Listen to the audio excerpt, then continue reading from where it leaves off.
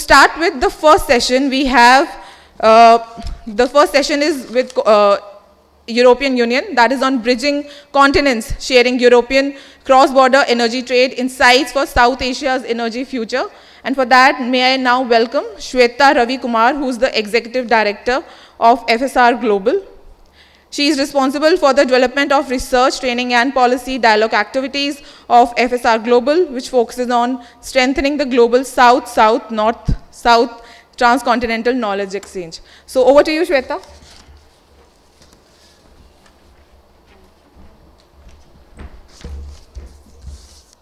Thank you, Bhumika. A very good morning to everyone in the room. I hope you've had your cup of coffees and you're ready for our first interaction on a rather interesting topic on cross-border electricity trade in South Asia, and particularly focusing on how we can bring in some of the EU best practices that they have been doing for the last couple of decades, and see how we can sort of learn from there or explore synergies on how to develop our own unique model for this region. So before I let all the cats out of the bag, I would love to start asking all of the panelists and the speakers to come on stage.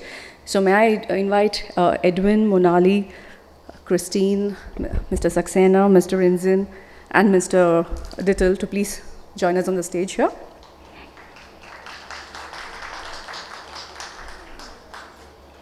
So we have a wonderful panel here because we have every stakeholder that you can think of on this panel.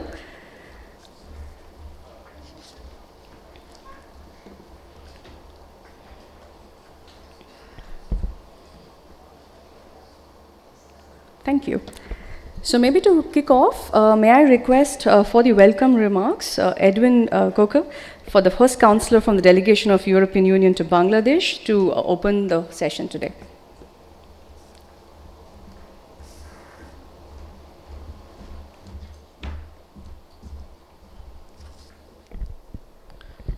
So good morning. I'm indeed Edwin from the EU delegation to Bangladesh.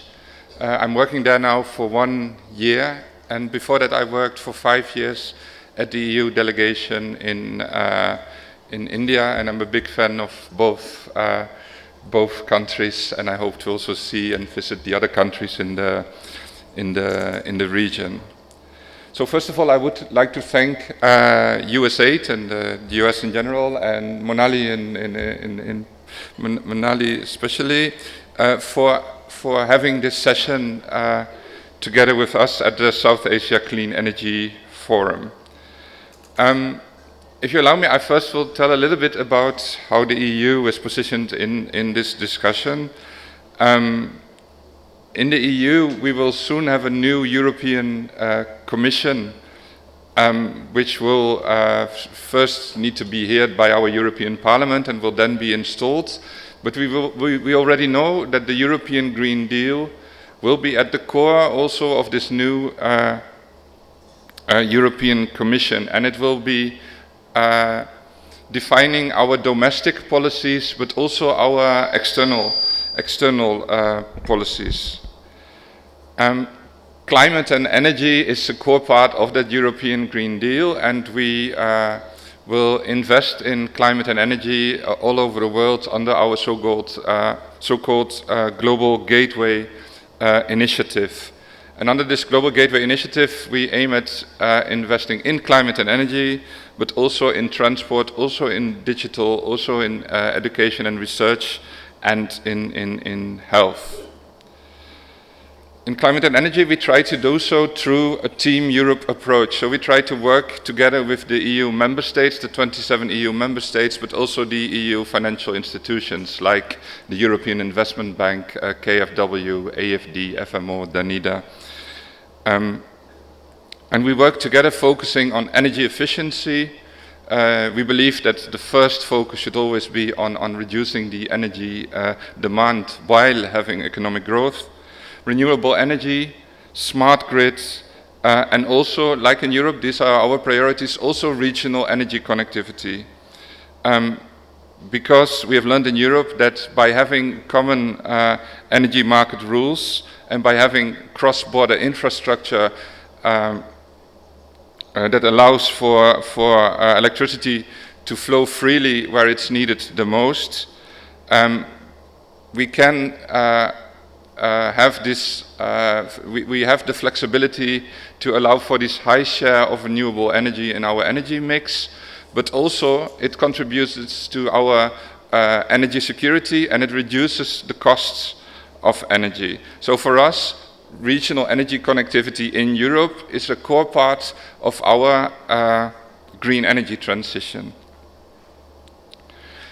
So we think that in our external work, also in South Asia, we should also work on this regional energy connectivity, and that's why we will start a 5 million euros project in the beginning of next year, in which we want to complement all the ongoing work inter alia by SACEF, by USAID, but also by the World Bank and ADB. So we want to complement all this ongoing work that has been happening for 20 years with sharing European methodologies and best practices,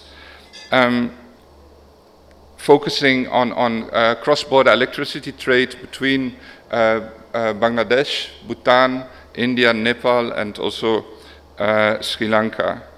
And through that project, we want to contribute to an improved policy and regulatory framework, looking into issues as how do you share costs, how do you settle disputes, how do you negotiate transmission fees, and we hope to be able to contribute to a culture of trust, because that's what we also needed in the European Union. We also, like in South Asia, have different cultures. We have larger and smaller member states, richer and poorer member states, technologically more and less advanced member states. So we have methodologies for how to bring those countries together and how to create trust, which is essential for regional energy connectivity.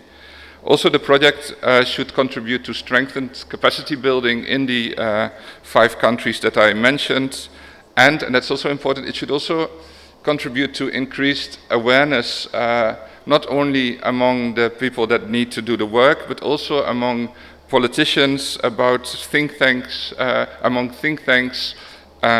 and also the private sector. Because for regional energy connectivity to work, you really need to have everybody on board. I will stop here. So today we'll focus on what methodologies do we have and how can these methodologies be relevant for the context in South Asia. We will also present actually a paper made by Florence School of Regulation, setting out the methodologies and assessing how they can be useful for the ongoing work.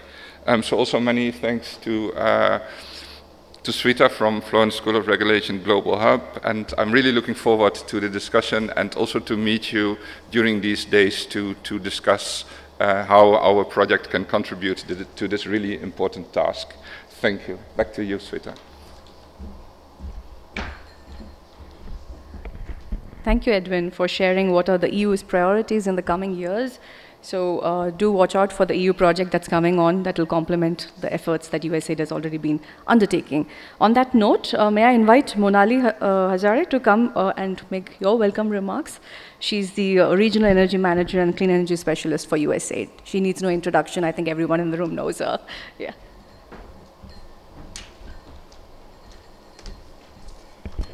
Thank you so much, Shweta, and a very good morning, everyone. First of all, I'd like to thank all our esteemed speakers on the stage and all the participants who are here. On behalf of USAID and European Union, I'm delighted to welcome you to SACEF 2024, and in particular to today's session, which is focused on cross-border electricity trade, a subject which is very close to my heart. We are extremely delighted to partner with you, as Edwin was mentioning, on this very important session. Now, we all know that electricity is very critical to driving social progress and economic development.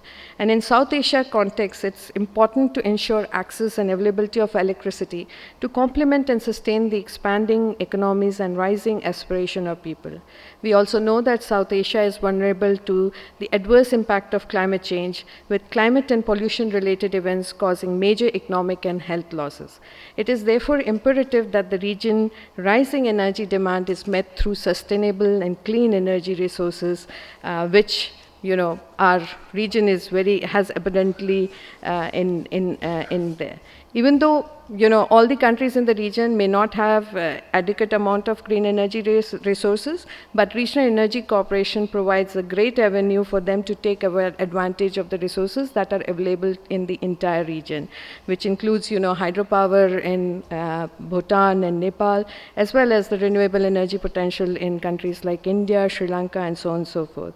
So increased energy regional cooperation on a sustained basis can bring economies to scale, strengthen the energy sector's financial capacity, and also help in greening the South Asian power grid, which I'm sure all of you know. Now, USAID has been working in the region to enhance and promote regional energy cooperation through cross-border electricity trade since 2000. The efforts continue through our current regional energy program called SAREP, or South Asia Regional Energy Partnership, as many of you may be aware.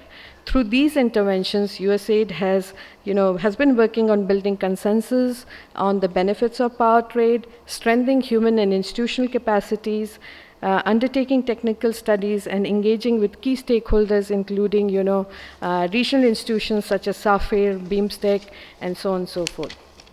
Now, cross-border electricity trade presents an immense opportunity to the region to really decarbonize the energy sectors and really take advantage of the clean energy resources in the region.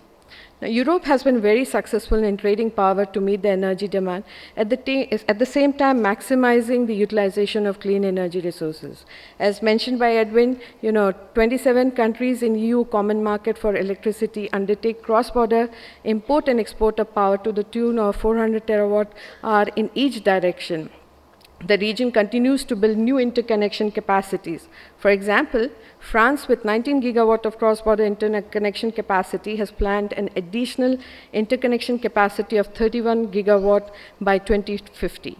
Italy, with 16 gigawatt of cross-border interconnection capacity, has planned an additional capacity of 6 gigawatt. Today, we will learn from the European experiences, specifically in the context of South Asia. Well, the South Asia power system may not be as big as the European Union, or may not be trading as much large volumes of CBET as we see in Europe, but there is still a fair amount of CBD which has been aided by decade of regional energy cooperation effort. The total cross-border power trade in South Asia is more than 20 terawatt-hour currently, and CBET in megawatt has increased around 4 times in last decade to almost 5.5 gigawatt in 2024.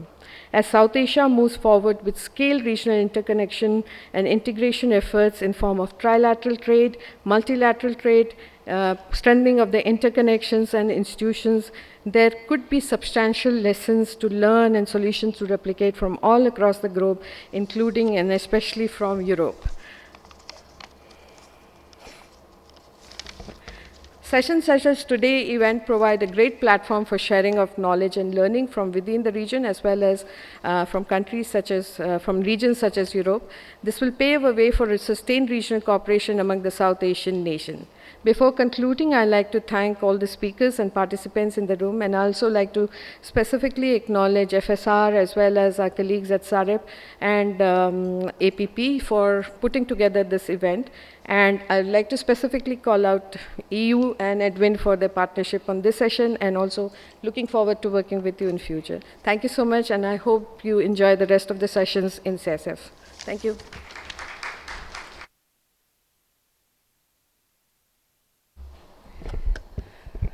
Thank you, Manali, for that wonderful overview. You've actually made my job of the presentation much easier. So can I ask for the presentation to be up? So the way we have designed the session is that I'm going to make a very short presentation, and we're going to spend bulk of the time quizzing our wonderful experts on the dais, and also an expert joining online with us, who is the former commissioner from the European Union level. So we're going to be interacting with them and asking them some critical questions regards this topic, instead of having a series of presentation after one another. So I invite all of the audience to make notes. We will also invite you to ask a few questions towards the end of the session. So just a show of hands, just to understand who are the audience here. How many of you are from Bhutan? Just raise your hands. Okay, I see quite a large contingent there. From Nepal? From India? Okay, that's there. Sri Lanka? Okay, we have a table there. And I know a few colleagues from Bangladesh are here as well. Bangladesh? Okay, so there. Edwin, you're the sole representative. So, yeah, okay, so on that, I'm going to just give you a quick overview. So we'll be launching the report in a bit, but I'm giving you a sneak peek on what to expect from there. So first off, I represent FSR Global, which is a research policy think tank focused on Global South. So what we essentially do is we are a knowledge hub that combines activities like training, capacity building, a lot of research and policy dialogue such as this to facilitate knowledge exchange, particularly in regions like ours. So we are not just standing alone, we are actually building on a 20-year-old legacy. We are a network of sister schools. So we are FSR, which is based in Italy, which focuses a lot on the global north. That's where we're drawing a lot of the experiences today. We have a sister school in Africa looking at the African Union, and here we are in Delhi looking at the Asia Pacific and how we interact with other continents from around the world. But side note, we also have Christine from our sisters of sister schools from the Copenhagen School for Energy and Infrastructure. So she's also going to bring in a very nice perspective to today's discussion. So getting to the topic of discussion today, why are we even talking about cross-border electricity trade in South Asia?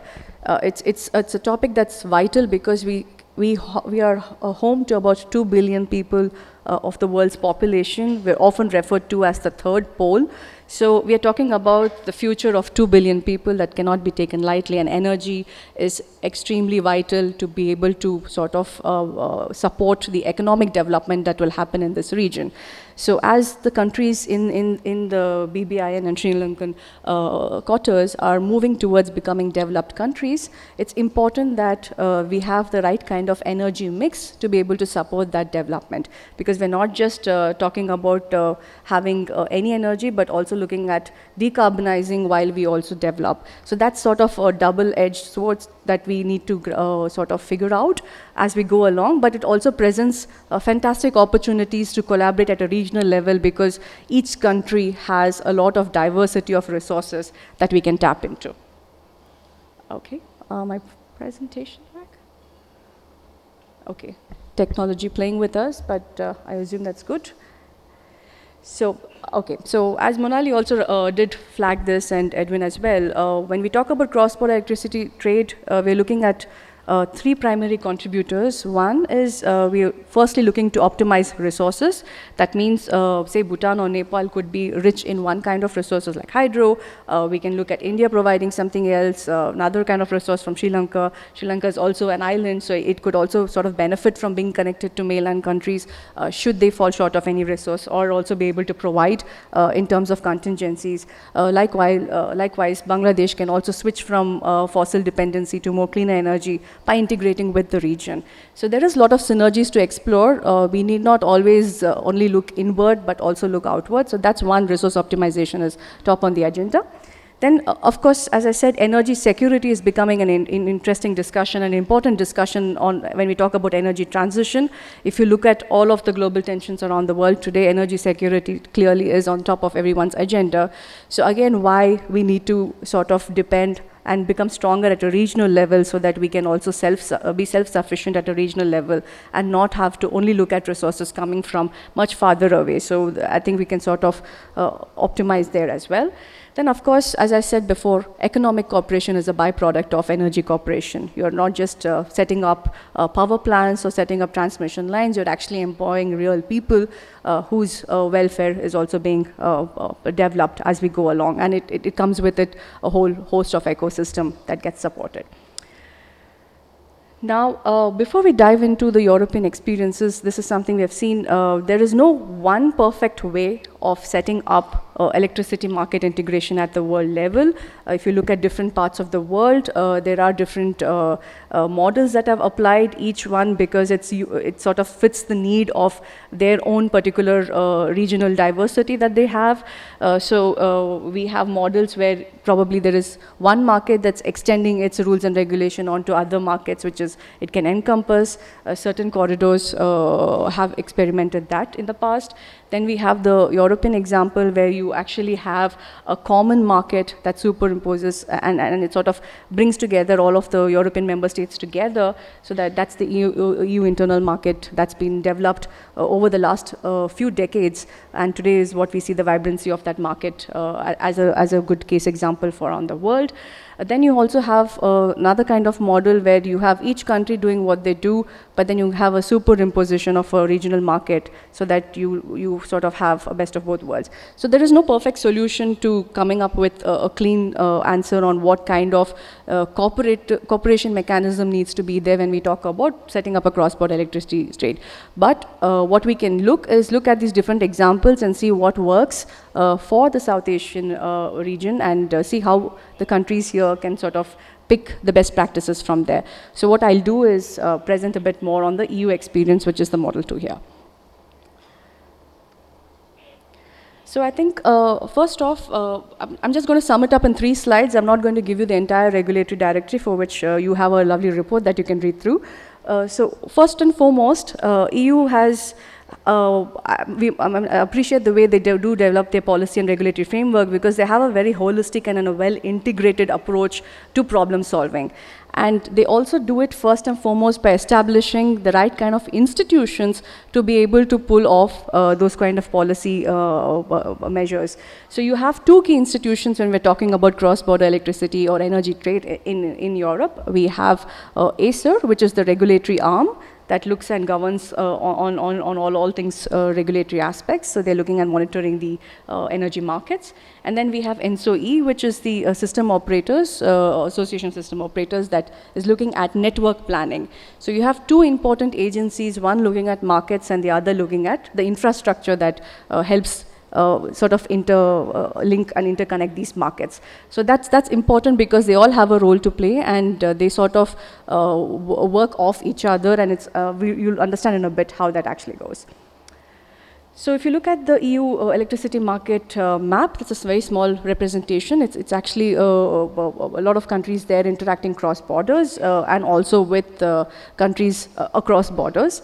So two key regulatory practices which we would like to focus here is, one is the electricity market coupling that happened. What does it really mean? It means more than 2 countries have come together for facilitating electricity trade across its border. So they have done this over 27 different countries and also with the neighbors.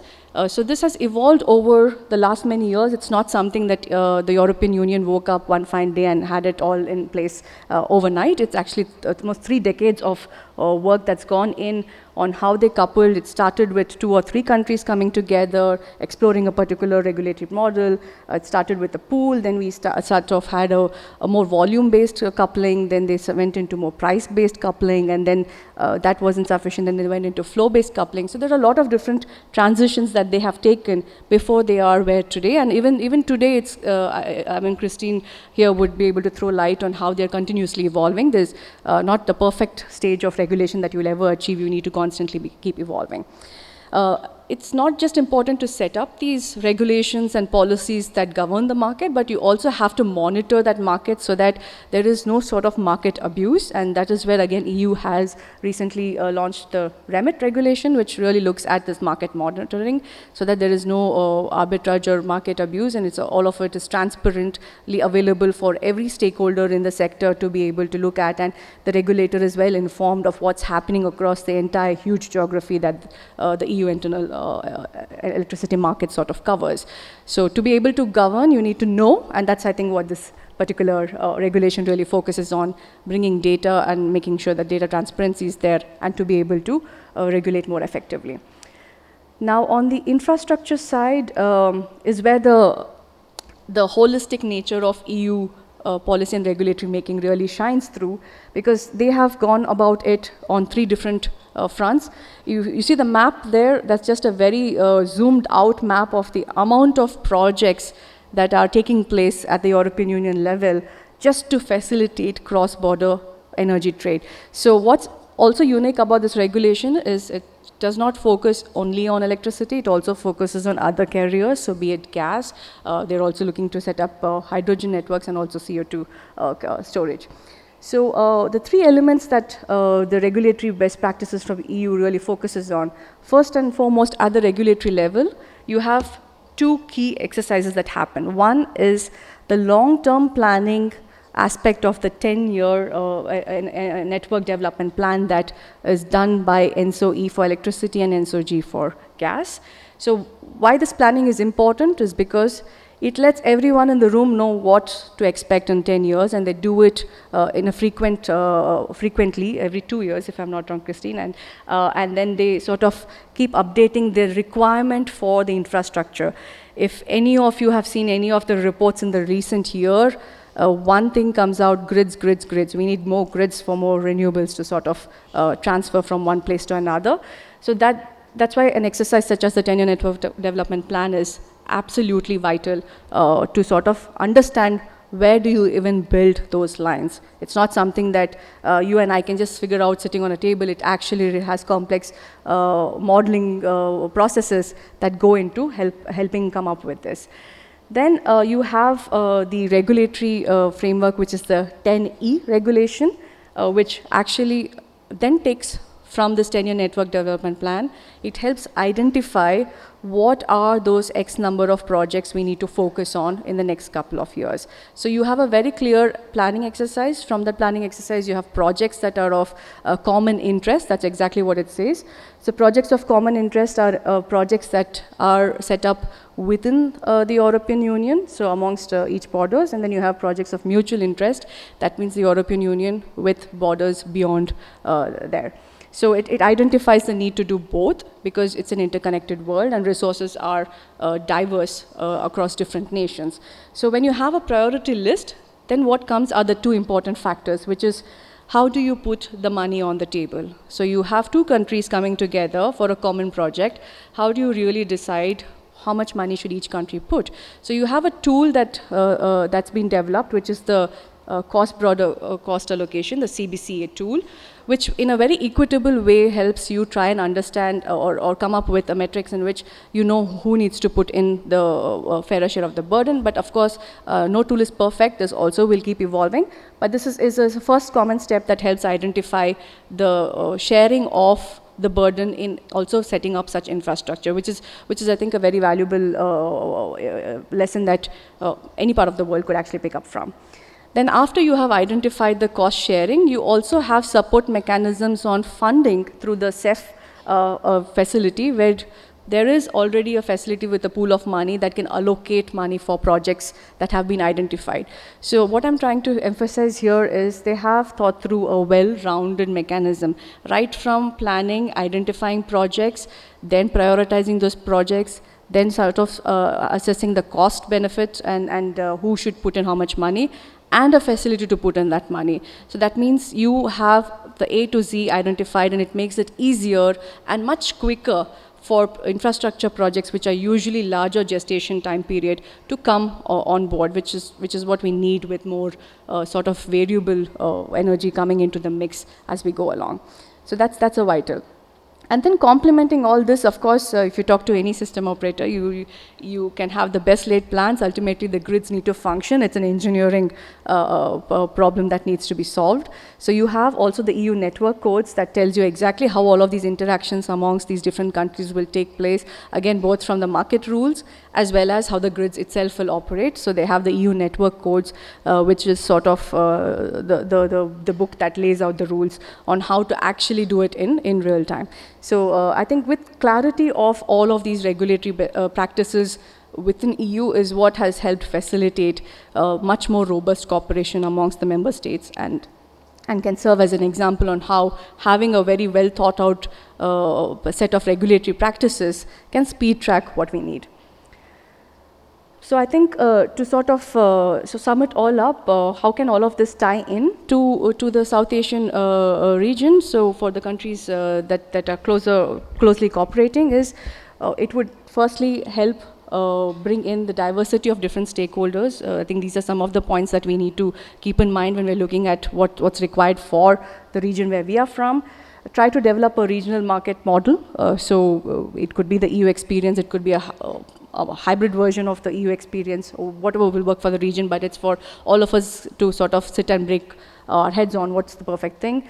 Definitely improve the transmission infrastructure. Already there is a lot of bilateral trade happening between the countries, but how do we strengthen that in the years to come? And then, of course, integrate both at the market level, have the regulatory alignment, because it's important that we know exactly why we're cooperating, how we're cooperating, and who does what, because it's important, ultimately at the end of the day, clarity of roles and responsibilities is important.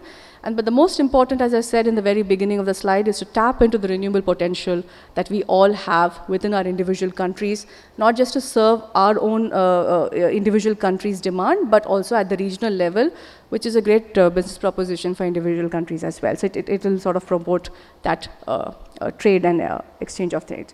So with that, I'm super happy to launch our new report today, which is giving you a little bit more detail into all these aspects that I just presented through a very short 20-page read. So it takes into the nitty-gritties of each of these regulatory practices and what do they exactly do in terms of processes. So on that note, I would love to invite everybody on the stage to, if we could launch this report, and also to the audience to scan through the QR code and download the report, or you also have physical copies here. My team, Leena, Amrita, and Ramakrishna, my co-author, is happy to share with each of you. So maybe a quick photo op, and then after that, if you have a copy of the report, you know what questions to ask all the panelists. So do grab one. May I also request Vaibhav to come on stage, please? Thanks.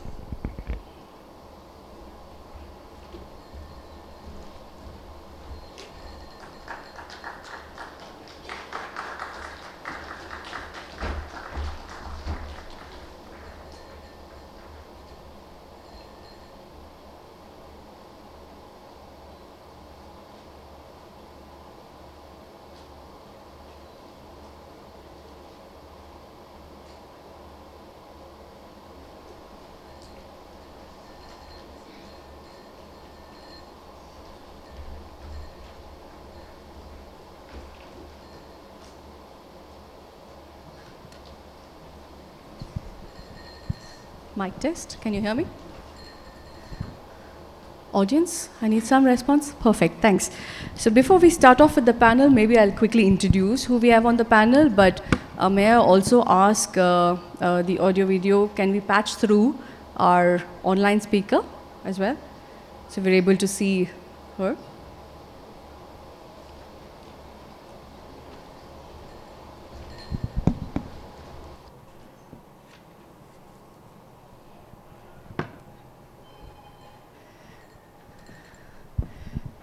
Okay, I see that, I see Catherine on the screen somewhere. So Catherine, if you can just give us a voice test that you're there. We don't hear her, so yeah.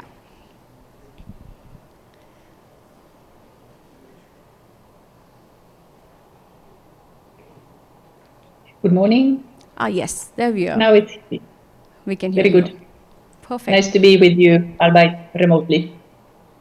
Thank you. On that note, let me introduce all the speakers that we have. So we have Caterina Sicco-Magni, who's the former Director for Green Transition and Energy System Integration at DG ENER at the European Commission. So she helped transform and shape a lot of the key policies and regulatory best practices that we spoke about. So it's an absolute honor to have you here, Caterina. And thank you for joining us this early from Europe. I hope you have your cup of coffee with you. And then we have Christine Branstedt, who is the assistant professor at our network of sister schools. It's the Copenhagen School of Energy Infrastructure. And so both Katharina and Christine will dive a little bit more deeper into the EU experience that we looked upon and see what exactly were the opportunities and challenges they had to face in getting where we are today. Then we have the regulator. We have Mr. Ram Prasad Dittal, who is the chairman of the Electricity Regulatory Commission of Nepal, who will sort of discuss on how a regulator would think about solving this problem, and particularly what can we learn and how can we sort of develop regional integration and set up our own regional electricity market here at the South Asian level. Then we would have Mr. Samir Saxena, who is the Director for Market Operations at the Grid Controller of India, who is a system operator. And he will finally throw light on how do they do it on a day-to-day basis, because as I said, we can all have the best plans, but it's ultimately for the grid operators to make sure the lights are not out as we sort of go about our business on a day-to-day basis. So we will look a bit on how do these electricity grids function. Then at last we would also have Mr. Dasho Rinzen, who is the Managing Director of Druk Green Power Corporation, a very critical stakeholder in the ecosystem, because they are setting up the power plants that would plug in and sort of help us decarbonize this entire energy mix that we are focusing on.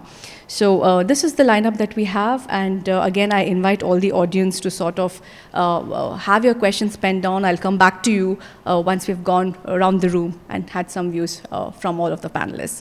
So Katharina, I would start with you first. I think my first question for you is that we have just gone through and looked at how EU is a great global example on how it facilitated a robust internal electricity market. And the policy sort of supporting these are holistic, both from a market design perspective and also in terms of how you can build the infrastructure. But can you share how EU started this journey and what were some of the regional experiences that was sort of established in sort of getting from where you were and to where you are? So off to you first on this question. Many thanks, Wata, and congratulations for your report, first of all. If I were to describe the EU journey in just a few words, I would say gradual development, but knowing where to go.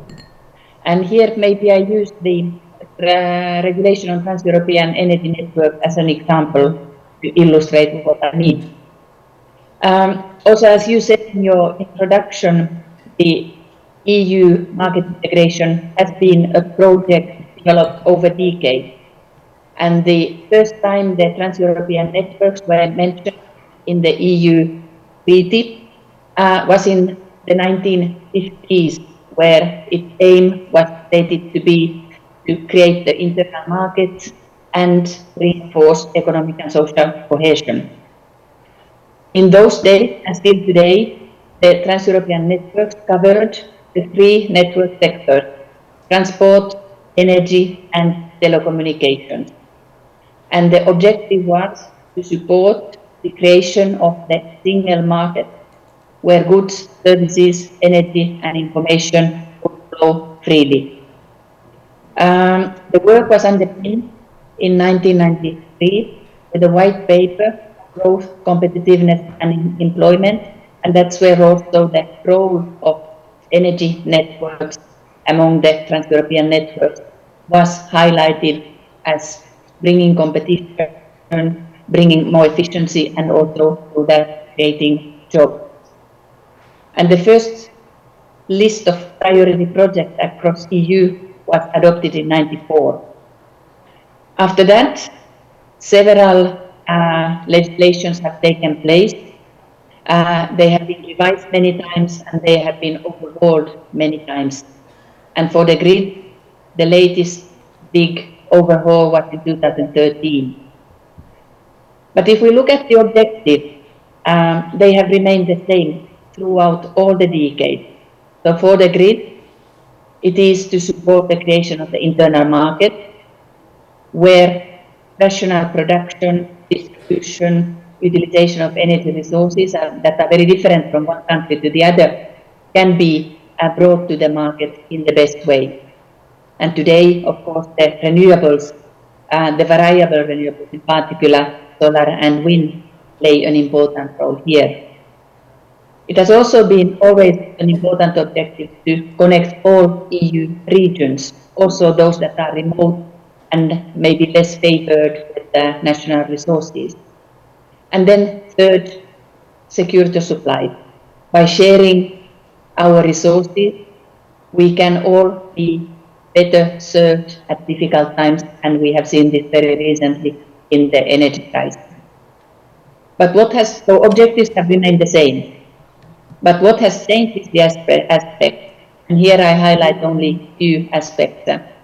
So the hardware, the infrastructure development has always been underpinned and preceded by software development, so the market rule, defining the market players, measurement of cross-border congestion, definition of market and bidding zones, etc., etc. Then, over the year, more top-down planning has been brought to complement the national bottom-up planning. Cooperation, regional cooperation, EU cooperation, and then getting to a shorter and shorter list of priority projects and making sure that we have the tools in place to implement these projects, meaning permitting, cost sharing, and financing. So I think I leave it here. Thank you. Thank you, Katharina. So maybe I want to ask a follow-up question on that. So when you spoke about regional cooperation, did the countries come together because it was more need-based, or was it more aspiration as a region that you need to cooperate? Just so that we understand what are the motivating factors for why countries come together. Back to you. Thanks. I would say that it was first aspirational and learning from different parts of the EU. The EU is very diverse, as we all know, and also EU has developed gradually. And there has been always regions that have more cooperation at the regional level than throughout the whole EU at the very beginning. So learning from where market did work, and examples here concern the northwestern Europe, around Belgium, etc. And also the Nordic markets have been there already, showing what could be aimed at. So that is one reason. It was learning from others, but then also having the aspiration of creating the single market as the biggest market across the whole EU, and today across the whole 27 EU countries, also led to the needs-based approach. Because when we saw the requirements for having more renewables, decarbonizing our energy system and economy, it became apparent also that one can do it much more economically by having markets integrated. Same for security of supply that I already mentioned. If we can rely on our neighbors when our own production has problems or is not working well, decreases the cost of adequacy. And then the aim of having lower prices, of course. So better secure supply, better integration of renewables, more competition will all bring prices down for consumers. So it was aspirational in the beginning, and then became clear to all the players, all the countries, that actually we can all benefit. So it became, in a way, a needs-based approach towards the today's situation. Thank you, Katharina, for that. So it's wonderful to know that it's first an aspiration that was set at the region, and then, of course, as that matured, individual countries found their own needs sufficed, and so therefore there is value in sort of continuing in that multilateral regional cooperation that EU has. A little bit more into that, I mean, if you look at multilateral cooperation, it's easier said than done. So what should countries be mindful when they come to a negotiation table on these things? Is it a political push top-down that will sort of help things to people to come together to collaborate, or would it be the techno-economic aspects bottom-up that will automatically bring countries to the table? I think you need both. I think nothing works, nothing moves unless there is a political will and political push. But at the same time, nothing works well if you don't have the technical research underpinning on telling where to go. But I think what the countries should keep in mind is that, first of all, integrating markets across countries takes time. So the process is gradual, stepwise approach. Then I think what is also very important is to keep in mind that both the software side, so the market rules, and the hardware side, meaning the infrastructure, need to go hand in hand. And synchronized in terms of their development.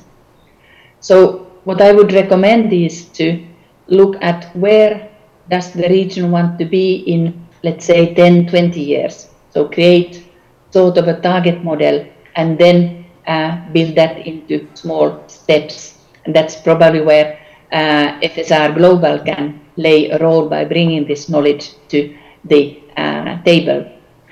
And then it's important also for all participants to know what are the benefits for them from this market integration. So assessing the impacts, be it for competition and prices, be it for producers, secure supply, integration of renewables. Everybody can win from more market integration, and it is important for everybody to know what that means so that it can be better communicated also to the citizens. And then lastly, the governance for cooperation. It is very important to put that in place, and as I mentioned, both at the technical level and the political level, because both are needed in terms of getting things done. Thank you. Thank you, Katharina, for that intervention. I think it was, so your key takeaway is we need to all work in parallel. So to all the energy leaders here, urge to sort of speed track so that we can collaborate more quickly at a national level. And all of us who are the technical specialists, we keep doing our job because all political push might sometimes just snowball very quickly, and then we need to be prepared technically level to answer those questions and get things going. So on that note, now I'm going to move over to our second speaker, Christine. We have just discussed a little bit on some of the EU best practices, but can you throw some light on the 10-year network development plan that that happens at the network infrastructure level? What's really been the journey of that planning exercise? And it's an iterative process. So can you give us a little bit more insight into what happens there? Yes, can you hear? Yeah. So first of all, thanks for inviting me and for having me here, and I'll do my best to try and explain some of those things without it being too complicated. So the 10-year network development plan is, as you already... Oh, okay, I have to... Yeah. As you already said, it is an exercise that is supposed to give us an idea of what will be the needs to develop the system in Europe over the next 10 years, and it's being redone biannually so that we have a rolling planning horizon, and at any point in time we have a sort of up-to-date idea of what's going on. And initially that was set up together with all these regulations and the push to integrate electricity trading and also system operation around the continent. And the initial idea, at least the way I see it, was largely to facilitate and set up this collaboration between the different member states, because at some point also within Europe, every state was just planning their own grid individually, and then we sort of hoped it would make sense as a whole. And then by establishing these institutions, the network of transmission system operators, so a network of network operators, and giving them this task of doing the planning exercise together, they were sort of forced to have this whole system perspective. And initially it was really about how to set up this new institution and this new framework, get people working, have people seconded from the individual TSOs to this now larger institution, setting up working groups, what do we need the working groups on, and shaping the processes that lead to the exercise. But as soon as they were working, I still consider this very much an evolving framework, in the sense that the processes that have been set up, they're constantly evolving with the challenges that we're facing in grid development. So for example, now we're refining the actual modeling process that goes into this exercise every year to cover new aspects, for example, cover system integration better. Now a lot of the discussions are not so much about how we collaborate between countries, but between sectors, between different infrastructures. So now the challenge is to not just plan the electricity grid separately from the gas and the hydrogen grid, but take a whole system perspective into account. And then as we do this, we also want to cover new aspects in the planning exercise, not just the short-term effect on the markets, but also longer-term effects on, say, adequacy have come into play, and also new aspects such as cybersecurity reflect flexibility well, and also make sure that we're not building where we could otherwise be more efficient and avoid investments into infrastructure as well. So there's a lot of reshaping as we go, and that's not just one process to refine it and get it right and then be done with it, but I really think this is something that will not stop. We are going to be constantly evolving this process while we're still doing the exercise. And then another aspect has also been to just make it more transparent and inclusive. Transparent in the sense that this is, at least in the future, it's not supposed to be a modeling exercise that's being done by experts and that we then publish the results of at some point. But as much as possible, this process should be transparent, even to the modeling and to the data level of it, so that stakeholders, both commercial stakeholders with actual business interests whose operations depend on this modeling exercise and the outcomes of it, but also societal stakeholders who are just concerned that the right things are being built, environmental effects are being taken into account. They should have enough insight to trust this process and also to help with their individual information to make it better. So that's been a big step to try and make it more transparent, and it's also still ongoing. And then along with this transparency, there's also the aspect of being more inclusive in the sense that we aspire to increasingly not just have system operators plan these infrastructures, but have all these stakeholders involved in the planning already so that they can bring their knowledge and their perspective to the table and make sure that it is being integrated into what these processes are evolving into. Thank you, Christine. So it's really coming together at regional level from the national feeding in there, not just for the network operators, but to also bring in other stakeholders who can be a part of the planning exercise. So I think that's a great takeaway on why we need to have every stakeholder on the table, and I'm glad the panel today has most of them here. Just to ask a little bit more, you also mentioned about resource adequacy. So would all of these development of interconnections and the infrastructure just look at resource adequacy measures in sort of optimizing these, or is there also a welfare maximization angle that has been discovered? What's been the findings in Europe? Yeah. So technically, we have two planning exercises, the TYNDP, the 10-year network development plan, which you could maybe say has more of a welfare perspective, and then we also have a dedicated planning to the resource adequacy. So you could think of them as two separate things, although in the European framework, both of those are being taken into account. But then I'm a researcher, so from a more theoretical perspective, I would argue that even if you look at a welfare perspective, if you do that well in a long-term way and taking all aspects of welfare into account, you will have adequacy as a part of that.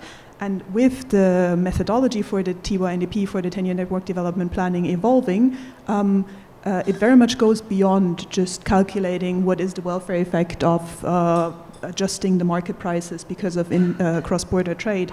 It includes now a lot more different and varied costs and also benefits, and adequacy would be one of those benefits. And then it really depends on those technicalities of how do you do the modeling, how do you identify the system needs.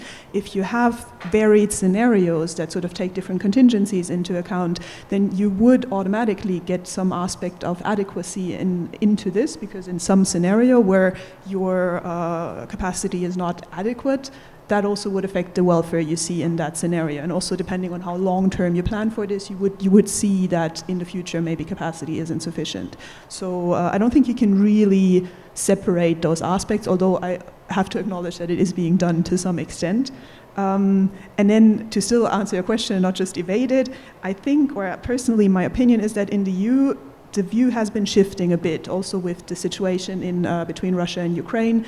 People are more concerned these days, or in the discussions we hear adequacy more often than we used to in the past. In the past there was a lot about how does this affect electricity prices, what can consumers expect, and therefore it was more of a welfare perspective. And now we see more discussions also about adequacy. So that is being taken into account. And that also may mean, but then really take it just as my personal view here, that we're going to place more value in the future on also having systems that are, say, not fully dependent on each other. But I would argue that's not just a political concern, it's also a technical concern. So you just want to have some level of self-operability, if you want to, in order to make sure the system is robust against all kinds of disturbances as well. So that's becoming more of a concern.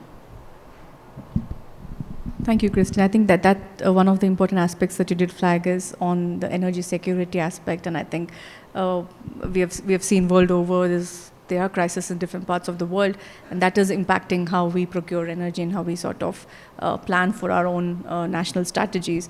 But thank you for saying also about the resource adequacy exercise that EU does. Again, that's more frequent exercise that need to do, and I think certain countries in this part of the world have also started to do those exercises precisely for the same reasons, and we are just embarking on that. So it's all the more interesting to see how at a regional level the countries can sort of come together. On that note, can I ask you a bit on the cross-border cost allocation tool that EU has on how countries can sort of come together? Who puts the money on the table, and how do you sort of have the burden sharing? Because you also mentioned for a fact that there are different kinds of projects that can come. So it could be smart grids, it could be storage projects, it could be generating assets, it could be a physical transmission line infrastructure that you're setting up, again, across electricity or gas or even hydrogen, as you're seeing in the case of EU. So how does this tool really work for this suite of technologies and infrastructure that's being built? Yeah, okay. So as I said, this is very much a growing and evolving framework. So anything I say is probably already going to be changing in another 2 years' time and so on, because these frameworks evolve, and for good reason they do, because they need to adjust to new requirements and new technologies and just the current state of the system. The cross-border cost allocation mechanism, so CBCA as we refer to it in Europe for shorts, is a part of this process that you described initially, where we first do the planning in order to identify system needs, and then out of those system needs, project promoters can submit some projects that they think address the system needs, and out of those we will select some that we consider of common interest, so they're more important than others. And those could also apply to get funding. But regardlessly whether you get assigned the PCI status, Project of Common Interest status, as soon as a project crosses borders between the member states, those member states would have to somehow agree how they will share cost.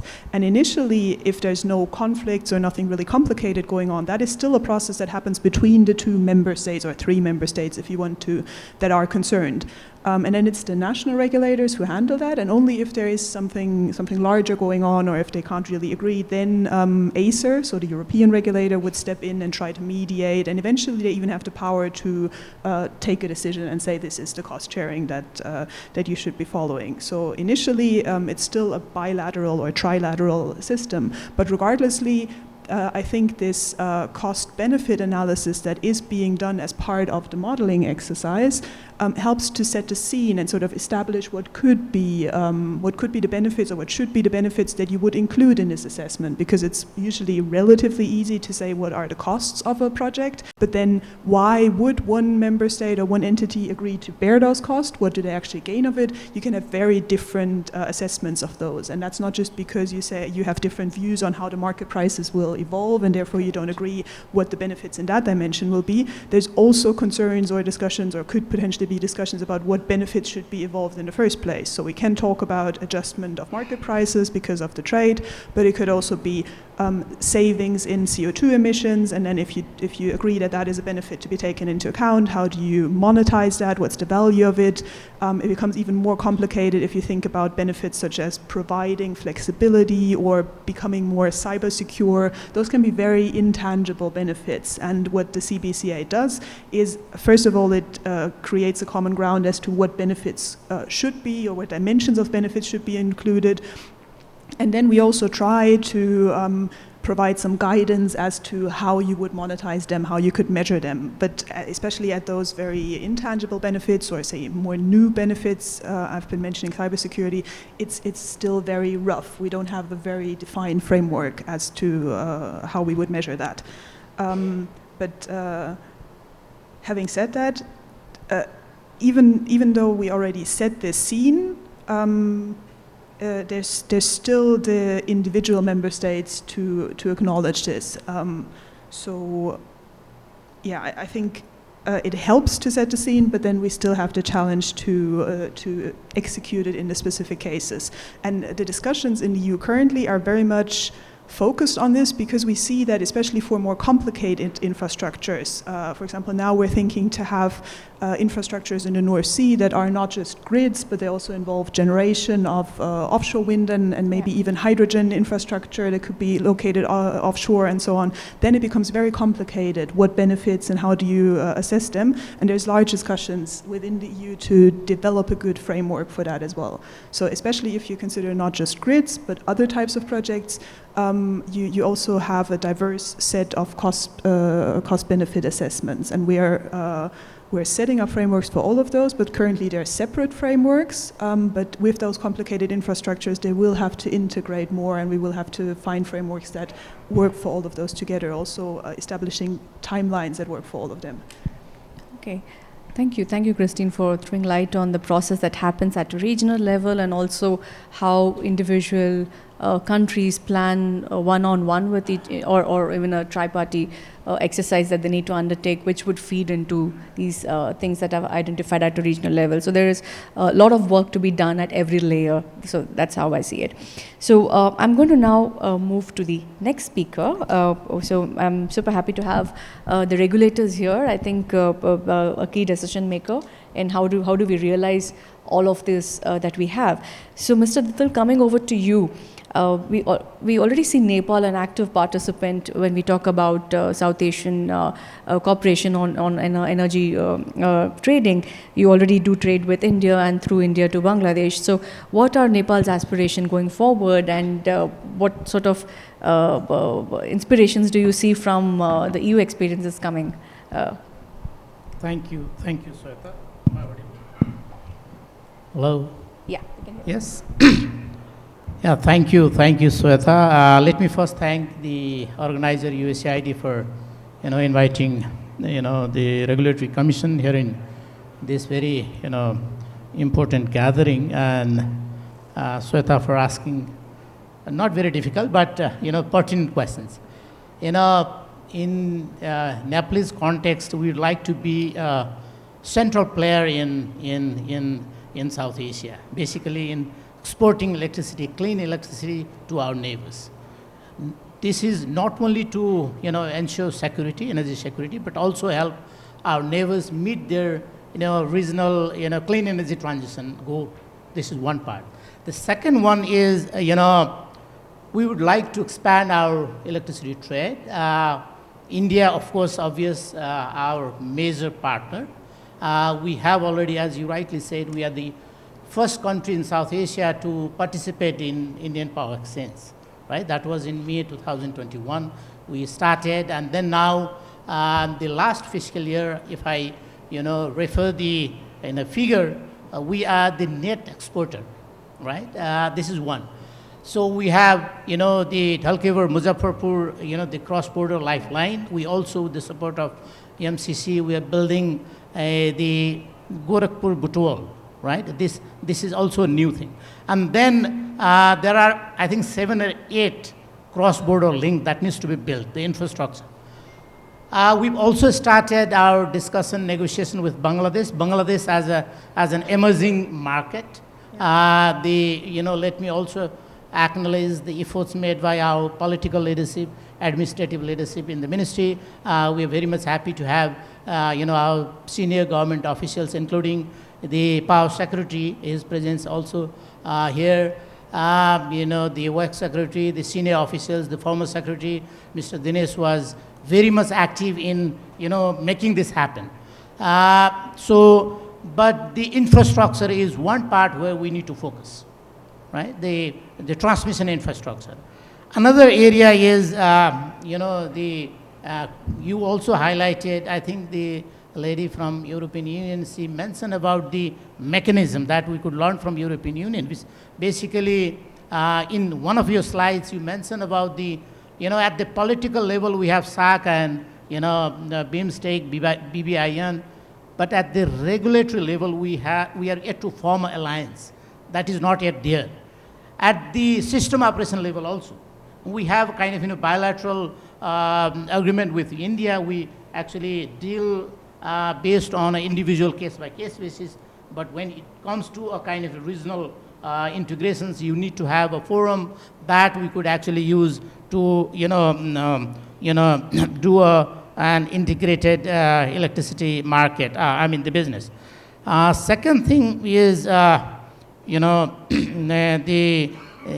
as you also mentioned about, I think Monali did mention about the hydro potential of Bhutan and Nepal. We would like to leverage our hydro potential. We have around 200 gigawatt of potential. Fraction of this has been exploited so far, close to 3.2 gigawatt only. So in this context, the huge resources is required to generate the electricity, one part, but at the same time, the cross-border link, the infrastructure that needs to be built, and then we could actually we could play a bigger role in the South Asian electricity market. Another key point here is we generate more during the rainy seasons, whereas our neighbors, the India and Bangladesh, you people require more energy during the rainy seasons. So that also kind of seasonal complementarity also helps in making this thing happen. One part as a regulator, what we realize is we have our grid, the regulatory instruments. Individual country we have, the Nepal, India, Bhutan, Bangladesh, we all have our own kind of regulatory instruments. In our case, the regulatory is not very old. It's been only 5 years since we are in this area.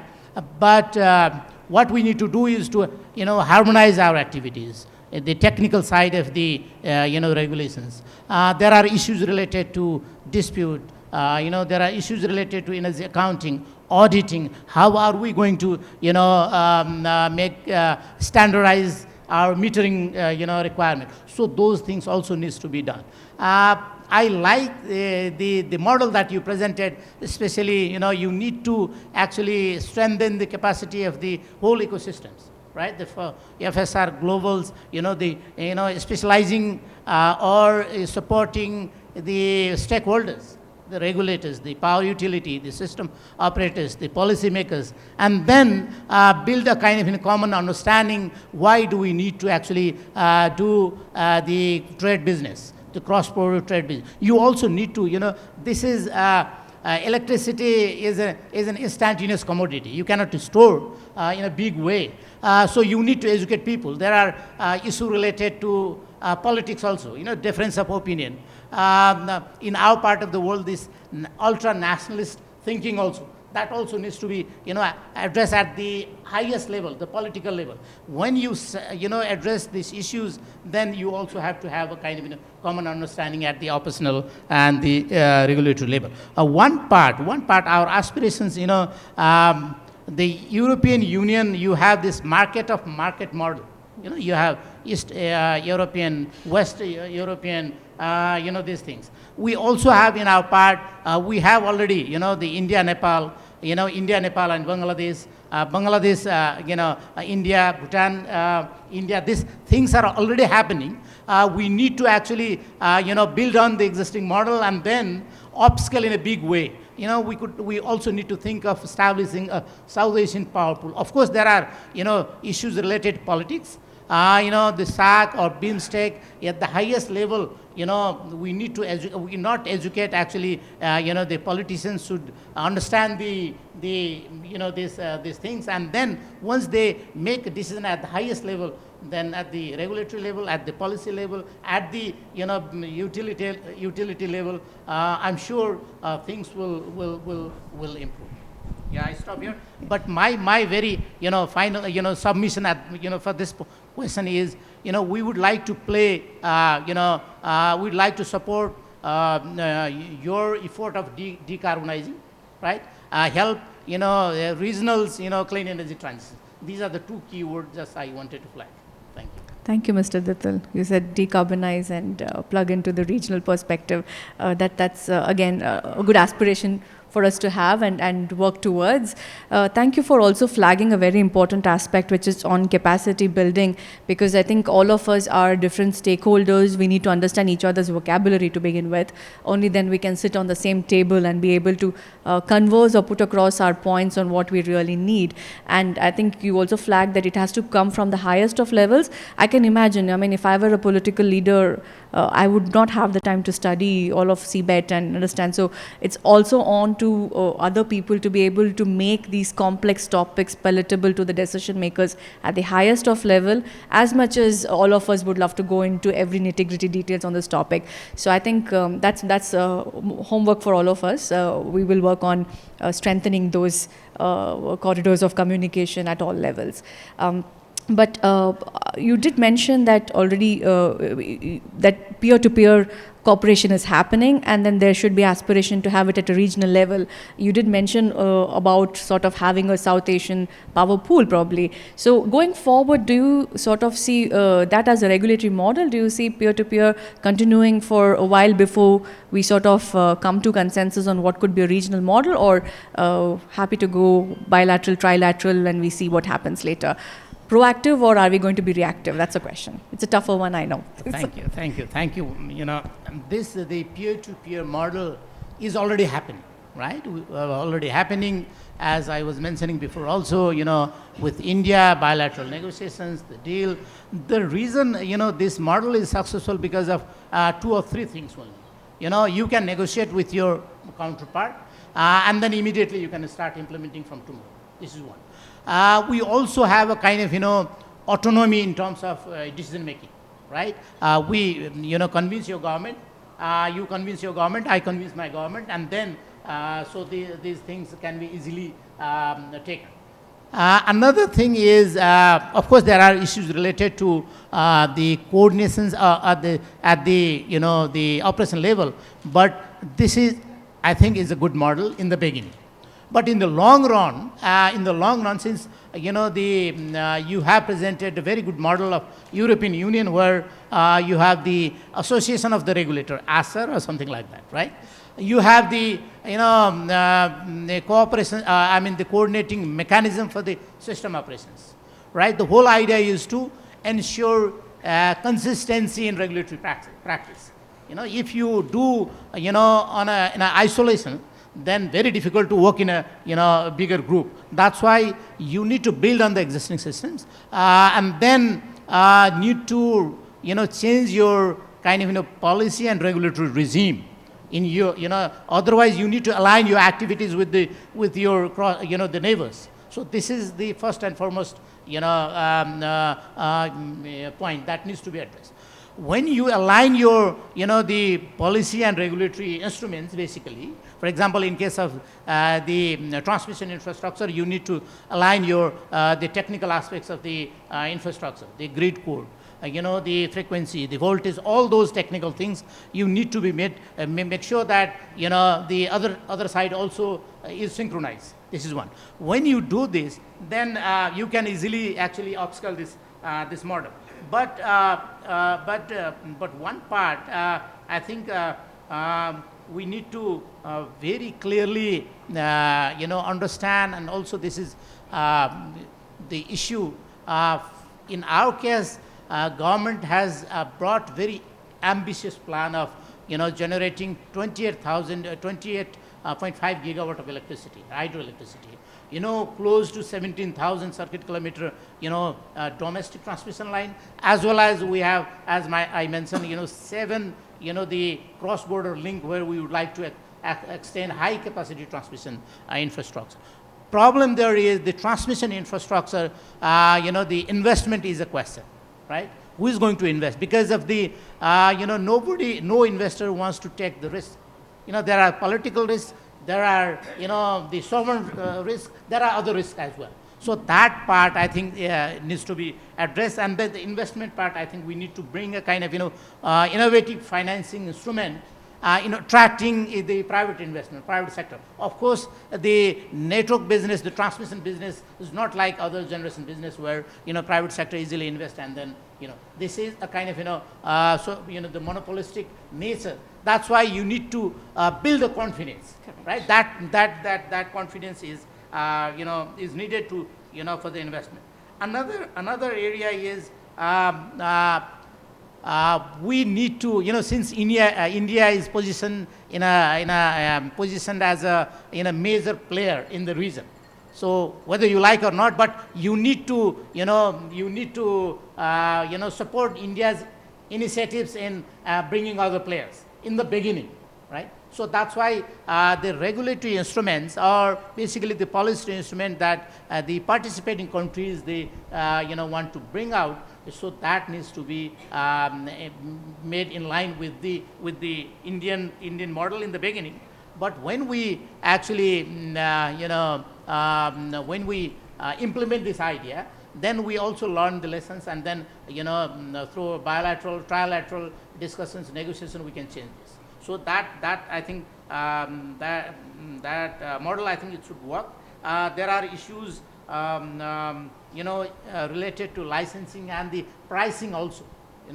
The infrastructure cost, the loss, the service cost, all those things, and then the allocation also. In the first, I think you are the lady from European Commission. She mentioned about the allocations. So how are you allocate the cost? In our case, we have, I think, the very good model that our former secretary also will share tomorrow, I guess. The Butol Gorakhpur, we have formed a kind of a joint venture, and then the risk is also allocated, investment is also shared equally, and the benefit also will be shared accordingly. So that kind of a model, I think we could share to a bigger group. I think this is the way forward in future, going forward. Yeah. Thank you, Mr. Dittal. You identified quite a few important aspects, and I like that you also touched upon what Katharina was mentioning in the beginning on the governance structures to be in place so that you can facilitate dialogue amongst your peers. So the regulators of the region need to be able to talk together, the system operators need to talk together, and you also mentioned very important about how in the beginning, since the Indian grid is so large, what can we take from there and plug in, and vice versa, how do you bring certain best practices probably that you have invented in Nepal on bringing in investment that could be bought to at the regional level to be sort of learned and embraced by others. And rightly said, I think an investment facility is important so that we de-risk projects, and I think as we already clearly said, we are trying to power 2 billion people, and what we do in this region matters at the global level. So we should be able to set something up, and that's homework again for the EU delegations and the USAIDs to be able to help support in creating such a facility. So on that note, you've already laid the cards for us on, my next question was what are your low-hanging fruits, but you've given us capacity building, set up the bilateral platforms and the investment fund. So on that note, I'm going to now move to Mr. Rinzin and ask a very important question. And you're coming from Bhutan, again, much similar to Nepal, very rich in hydro resources. What's your take on this entire cross-border electricity trade? Do you see incentive as a developer to sort of put more money on the table and to be able to develop these projects? That's the first one. Yeah. Thank you. I think for Bhutan and for us, I think Mr. Dittal has already spoken for us, so I don't really have to expand too much. But definitely, if you look at the Indian power sector scenario and also look at Bangladesh, and then look at the resources that we have, the renewable resources that we are sitting on in Nepal and in Bhutan, definitely the opportunities are there, the huge opportunities.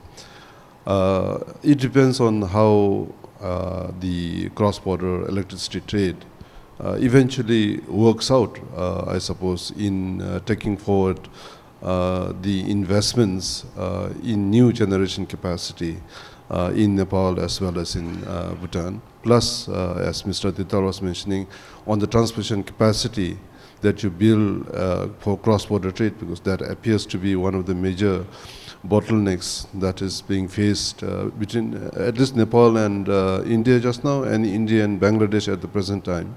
For Bhutan and India, at the present moment, because we have been working on building about 10 gigawatts of hydropower over the last couple of years, whereas the hydropower projects have actually not come online, the transmission lines are already available. So we already have about 7 to 8 gigawatts of transmission capacity, whereas we have only about 2.5 gigawatts in built capacity for generation at the present time. Couple of days back, we attended a meeting in Delhi where India is working on their power sector 2047. And definitely by looking at that, if you look at the quantum of renewables that they want to bring in, and those renewables are not in hydro, those are basically in wind and energy, and they're looking at taking from the present capacity to about 500 gigawatts in renewables.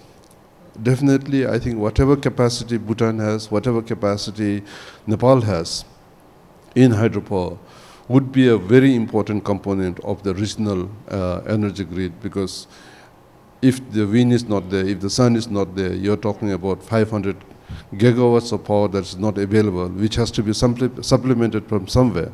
And therefore, hydropower, which is seen to complement solar as well as wind, comes in as a very important component of the energy resource within the region at the present juncture. And therefore, when we are actually looking at India's energy development as key to our energy development. And India wants to become the third largest economy in the next decade or so. For that, they'll have to multiply the present capacity in generation by at least 2 to 4 times as per the estimates that they're making. And that would be, you're talking about 1,000 gigawatts to about 1,500 gigawatts in additional power generation. And whatever we can produce, 20 gigawatts, 30 gigawatts here and there, will be a drop in the ocean. And therefore, I think as long as we work within the region and we are able to work together and sort of, I guess at the end of the day, it will be to India and to Bangladesh to indicate what are the requirements for renewables in the form of especially hydropower, and that also in terms of pump storage and reservoir schemes that India would require. Then the investments can take place. Just now is sort of, we have, you want to take or not. You invest, we don't know whether you want to take or not. So basically, I think there needs to be some level of more regional or sub-regional level planning on what are the future requirements, and each country should agree that this would be the component of the electricity that they would produce. Secondly, I think most important for Bhutan, I think it was mentioned in the EU presentation also, that we ourselves need to build capacity, because we have to grow also, like the rest of the world, and we need our electricity supply to be increased almost, we are looking at 7 to 8-fold over the next 15 years.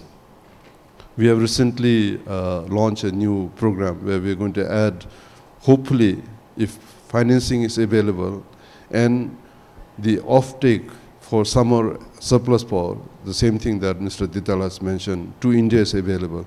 We would like to add at least 20 gigawatts of power by 2040 and ensure that we have at least 4,000 to 5,000 megawatts of power available for our own requirements. And during the summer months, when we produce this additional 20 to 25 gigawatts of power, then it should be available for us to sell it. So we are sort of so interlinked that we'll have to work together very closely for this. And therefore, I think when we look at it, whether there's an opportunity for us to invest or not, there's a huge opportunity for energy security. And the thing I like about the European Union's presentation was on the solidarity that each one of these countries have to work together to ensure their energy security, and also the concept on consumer responsibility, which I think presently, because of politicians,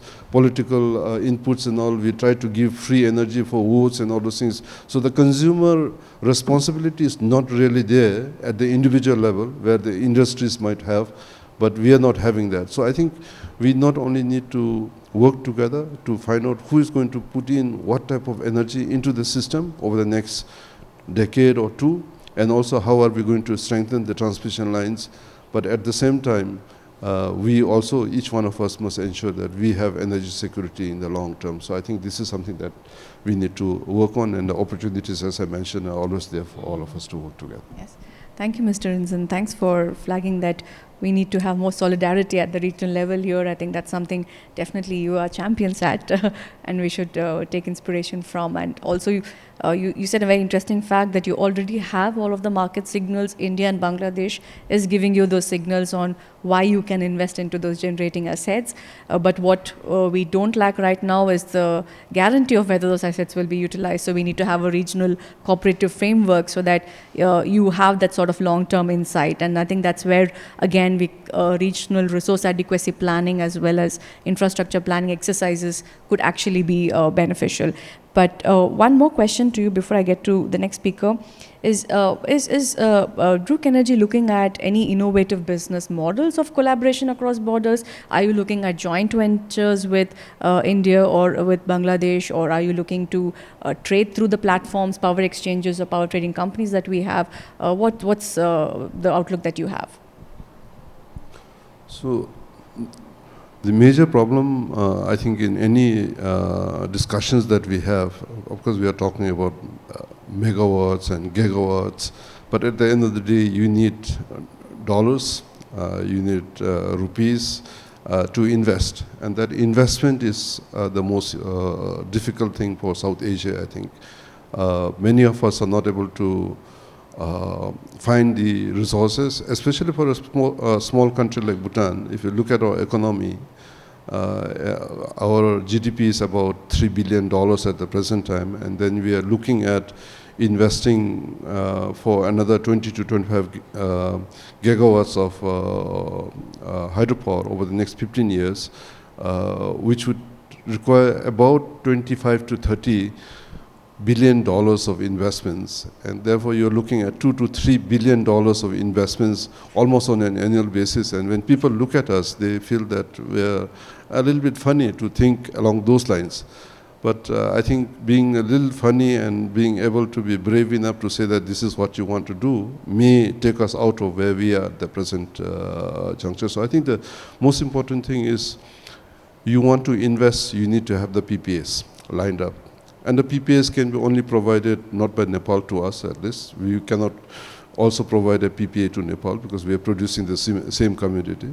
We are looking at India, we are looking at Bangladesh as the place where we can find the bankable PPAs. If you can find the bankable PPAs, I don't think there is a shortage of any resource for making the investments, because energy is required by everybody in any case. So I think that is very important. And as you mentioned, the resources, we are not only looking at hydropower now, we are also looking at solar, we are also looking at some thermal, not thermal in the sense of coal or LNG or anything like that. We are looking at thermal underground heating arrangements where you could produce some electricity or do some heating arrangements. We are looking at them, and then also we are recording in progress. We are also looking at hydrogen fuel in the long term, e-mobility and all of things. Those are the other areas that we are looking at in terms of the resources. But the most important thing is in terms of getting access to financing, which is very, very important. And our constant discussions with our partners across the border, with India especially, has been that it does not have to be government-to-government financing also. It can be commercial financing, and that access should be there. The access should be also to the market. The access to the market is so very important. Presently, although we are saying that there is access to market, and Bhutan is probably the first country that has become DSM compliant to Indian regulations. We are now fully 100% compliant to the Indian regulations because our two grids are connected synchronously, and there is power flow taking place back and forth. But definitely there is a need to look at whatever the benefits of being in the Indian grid that are passed on to our Indian players should be also passed on to Bhutan in terms of the renewable energy, the obligations that are there to purchase the renewable energy, the ISTS charges to be waived off, and also to ease, approval processes. Every year we have to go for approval for sell and purchase. I think that should be eased once you have something going. I think it should be continuous. It shouldn't be that, okay, we want it this year, next year we may not want it. We may also say that this year we'll sell it, next year we'll not sell it. I think that kind of uncertainty sort of limits the expectations in terms of the investments that are likely to come, and also the financiers, people who are coming into finance, they would like to see some surety in the long term that there is a market and that market is guaranteed and there is a return on the financing that they're promoting. So I think we are also looking at while we are part of the grid, we are also looking at the easing of how we become part of the whole grid, and I think the word that was mentioned was equitable in terms of sharing of not only the burdens but sharing the benefits also. I think this is something that we're looking at. Thank you. Thank you, Mr. Inzam, for summing that up so well. And I think you echoing what Mr. Dittal said, that we need to de-risk projects. Investment facility seems to be like a common thing, and if you can pool at a regional level, then you're able to sort of attract the kind of finance that is required as well, as opposed to being at an individual country level where probably the ticket sizes or projects might be too small for large investments to sort of come in. So definitely room for a lot of work to be done there. And thank you also for highlighting that you're diversifying beyond hydro. It's interesting to see how other technologies also are coming in, and definitely bankable PPAs is a requirement for anybody to put money on the table. So now to the last speaker, Mr. Saxena, I think you have the most difficult job in the room. As I said, we all have given you the wonderful wish list. We've been talking about the policy collaboration, the regulatory frameworks, but you make ultimately the grids sort of happen. So what has been your observation on how interconnections within the countries in the South Asian region sort of developed, and where has been some of the challenges, or where are the opportunities even? Yeah, thank you. First of all, thank you to the organizers for inviting me. Thank you, Shweta, for having me here. This is a very, very interesting subject, and a very, very hotly debated subject, But ultimately, first, let me say that we all stand to benefit mutually by cooperating and collaborating and sharing the transmission networks and the resources. So cross-border electricity trade provides us that opportunity, and over a period of time, in fact, as I recall, earlier we used to have it link by link, slowly developing. Local imperatives were the first that came. Okay, we need to feed power. For instance, presently we are integrating Myanmar also. So Myanmar, that region of Myanmar happens to be a difficult terrain where internally probably from Myanmar side, it's difficult, so it is being fed from India. So imperatives like this are the beginning for cross-border cooperation, and then the institutional mechanisms step in, and even in India, we didn't have a proper governance system earlier, prior to 2016 and 2018, when we got a formal policy for cross-border, and then we got our formal regulations in 2019, cross-border electricity transactions regulations. And otherwise, there's another aspect that I would like to mention here, that over the past 2 decades, India as a country has developed a very vibrant electricity market. And transactions within the country are happening from any corner to any corner. The neighboring countries that have been connected to India are also participating, as already mentioned by Nepal and delegate from Bhutan. They are also participating not only in the bilateral transactions, but also in the collective transactions in the power exchange, the day-ahead market and the real-time market. They have joined in 2023 as well. So last-minute balancing opportunities are there in the real-time market also for both the neighboring countries as well as for the Indian players, where we benefit mutually. If they have surplus, they sell it directly without having to bother for any transaction cost, looking for a counterparty to the trade. You simply come and sell it off in the power exchange or buy it from the power exchange. So a lot of avenues have opened up, a lot of opportunities are there. And let me also say that in the last couple of years post-COVID, India has seen a phenomenal growth rate in demand. We are growing at a phenomenal place. This year, May, we met 250 gigawatt of demand, and the CAGR is about 5 to 6%. So given this kind of growth rate, huge opportunities exist.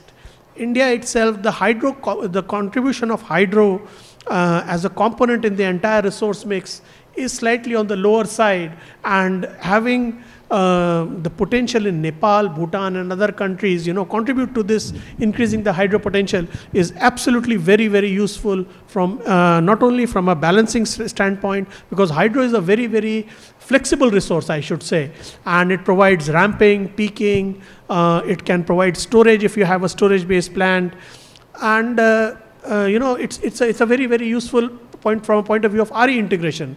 Very aggressive RE targets have been set by the Government of India, and hydro is something we are looking forward for. Special policies have been brought in for pump storage plants and all. So ample amount of opportunities are there, and I feel this is a place where a lot of collaboration can happen. There is one aspect probably which I would like to mention, which has not been touched upon by the previous speakers, is resilience. And in terms of any crisis, as operators, we feel operator to operator communication, hand-holding each other, and leave aside everything and first let us help the neighbor and get the system up and running. So those kind of things happen, and even in the cyclone, I think Bangladesh was hit by a cyclone couple of years back, last year probably, and we happened to put all our resources on alert, so we are able to maintain and extend supply, startup power and all. So resilience is a very, very important aspect. Energy security, and it also in fact goes towards energy security. So I think there are a lot of opportunities, and in terms of challenges, I think that was the other part that you had asked. In terms of challenges, I would say that we as a country are a multi-buyer, multi-seller model, and with full freedom to participate, open access and all. In order to provide real opportunities to the market participants in the neighboring countries as well, we need similar mechanisms, open access in transmission, private participation, and free access to either sides, to be able to buy and sell, and of course the maturity levels would of course go up, and we have all come to a level where we are participating together in this thing. So we need to, in fact, in that area, again, capacity building is often repeated, and I would say this is one area where not enough can always be done. You need to do more and more. Yeah. So thank you, Mr. Saxena. I think you touched upon the point that Mr. Rinzan was flagging, that you need to be able to cooperate it for a little bit more long term, so that you don't have to keep coming back for permits and permission. And I think it's nice to know that we're looking to also develop those regulatory measures across borders, but we already have that quite robustly within India. And I think a lot of the discussion also spoke about how everything is funneling through India with the neighbors. Yeah. So are our grids capable of handling all of this inflows and outflows, particularly with our own demand increasing year over year? Yeah. So you see, these kind of things, there are temporal, seasonal variations are there, and it would depend on the kind of resource adequacy scenario that we are facing. Network congestion is by and large not there, but then there are pockets. Off and on we do see congestion in India as well, but sometimes it is there, but largely not present at the moment. But then this can happen, it is a phenomena that can always occur due to change in load generation balance or change in network configuration and so on. So, but then, the challenges remain. It may not happen that all the time power is available for supply to the neighboring countries. We are facing serious challenges in terms of availability of power for non-solar hours. Now we have got a huge amount of solar, and last year the maximum we achieved was around 52 gigawatt during peak solar hours. And this disappears during the non-solar hours, So non-solar hours are a challenge where all other resources, hydro, thermal, gas, have to be called in to meet. This year, more solar is getting added, and we have already touched 52 by the end of this year. In February, March, we expect more clear days. I would expect maybe higher solar value, maybe 65 gigawatt or so we may touch. So with that kind of solar hour availability, the non-solar is a real challenge. That disappears at night, and flexibility is one thing where it becomes a real challenge. So in order to meet our own demand, we are also presently running costly gas generations and all. So in case there is a surplus, of course, there is absolutely, goes without saying that it can go. But then if there is no surplus, we are also struggling. So then there are challenges in that. Yeah, thanks for bringing in resource adequacy there, Mr. Saxena. I think that also something Christine mentioned before, and you brought in the aspect of resilience into that. I think it was touched upon a bit where EU is also looking at linking, but also to be able to de-link in the case of any exigency. So we have to do these exercises not just at a country level, also at a regional level. So in terms of our own resource adequacy planning, when do you think we will be able to get to a regional resource adequacy planning exercise? So I think I would pick up a thread from where the regulator, Dr. Ram, has said, we have to evolve to that level. We are, in fact, we realized resource adequacy as a formal process with the incoming of RE. It's more frequently talked about. It was really not that much of a challenge earlier, probably. Now it is becoming more and more challenging. So we ourselves are going through a resource adequacy exercise. But let me tell you that when links or when trades are being finalized on a bilateral basis even, so we have a governance structure, and we have the planning agencies get together and work out different scenarios at least 5 to 10 years ahead at what are the likely scenarios, what are the resource adequacy scenarios, at least on a bilateral benefits as to how both of us can benefit. So while we do this, while we are planning the cross-border interchange, but the formal process of having this at a regional level, which probably is happening at EU because there is a legislative process that has brought out strength and is more binding. Where in the South Asia region, we are not yet bound by a legislative process. We are still sovereign nations while respecting each other's sovereignty, yet we can collaborate by sharing information, conducting joint studies, which we are already doing. As we go and evolve, probably going to a regional level would also happen at some later stage, maybe as we evolve on that. So, but yes, resource adequacy is a very important exercise that needs to be done now. Definitely, thank you. And I think a key aspect of that would be also data transparency platforms. So we need the data to be able to do those planning exercises. Absolutely. Yeah. And so that is being shared when the studies are carried out, the present network configuration, the resources, and what is being planned in the next 2 to 5 year time horizon, that all information is shared between the planning agencies and the operators, and we carry out studies. For instance, even on the operational time horizon in India, we carry out transfer capability studies for the next 11 months. So for that, we also need each other's networks to be able to understand the kind of load flows that might happen. And that is being done and declared up transparently on the website as well, so for the trades to happen. Yeah. Perfect. So I think if I were to sum up the panel, we are doing all the right things. We're taking the right steps to be able to cooperate at a bilateral and also trilateral level. We are getting there to the multilateral level. I think it's aspirational, and as it would also become a need going forward, especially with this region also having fluctuations in its climate behaviors over the years. So I think so regulators, operators, all of us have to now build the capacity so that when we reach that point where we can actually speed track at a multilateral level, at that point we shouldn't be wondering about our ABCDs. We should be able to plug and play. So that's sort of some of the key takeaways from here. Maybe from the audience, question or two before I give the floor to Edwin to close. I know we're keeping you between the lunch and now, but just a quick reaction from the audience. Anyone who has a question for our panelists here? Yes, the gentleman at the back, if you could just get a microphone. Or you could just come here, I'll give you ours.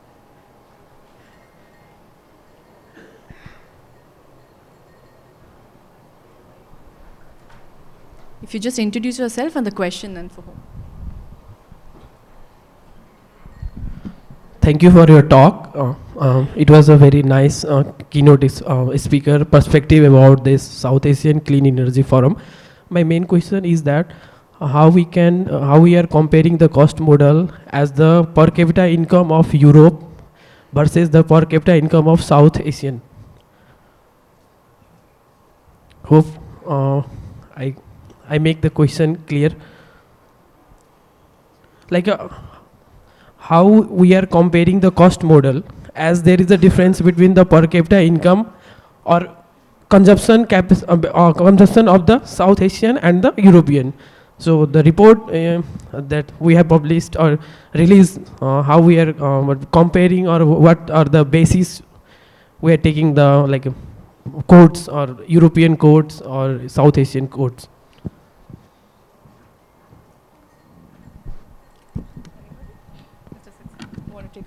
I'll take an attempt on this. Yeah, maybe.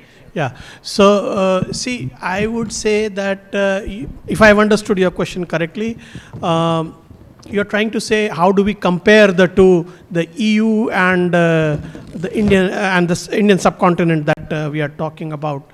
You see, no two regions are comparable directly. Strictly speaking, we cannot say that this is like this and this is like this. You know, it is just a matter of how the systems have evolved. It is based on their local imperatives, the local geographies, the local geopolitical situation, the resource mix that they carry, the kind of network they have, and what we have as in our place, and how things have evolved.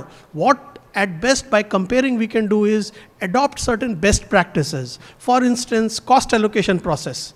We have a particular cost allocation mechanism which we find that, okay, for instance, building a transmission line on a cross-border link, we have adopted a mechanism. We kind of build, each country builds on his or her side up to the border. So we have a mechanism where we build our own and then pull it into our own systems and kind of recover. Or we have a mechanism where we have different models as well. We have a model where one of the country gets to build the line and pays for the tariff as well. So both the models are there. Which is good, which suits in what scenario, it depends, you know. But some places, Europe could be having different mechanisms. And then ultimately, say, I'd give an example here. We talk of cross-border links, say between Muzaffarpur and Dhalkebar, for example, in Nepal. But do you think that link alone, building a 1,000 megawatt link, would be enough? You need to strengthen networks both in India and Nepal to be able to flow that power there. How do you have that cost allocation mechanism within India and within Nepal so that this cross-border link becomes a successful link for cross-border trade? So those are the kind of things where we actually interact and learn from each other, and probably that's what we are looking at from comparison. That's my understanding of your question. I don't know if I have answered your. Did that answer your question? Perfect, thank you. Any other question from the audience? Yes, the gentleman there, the grey suit.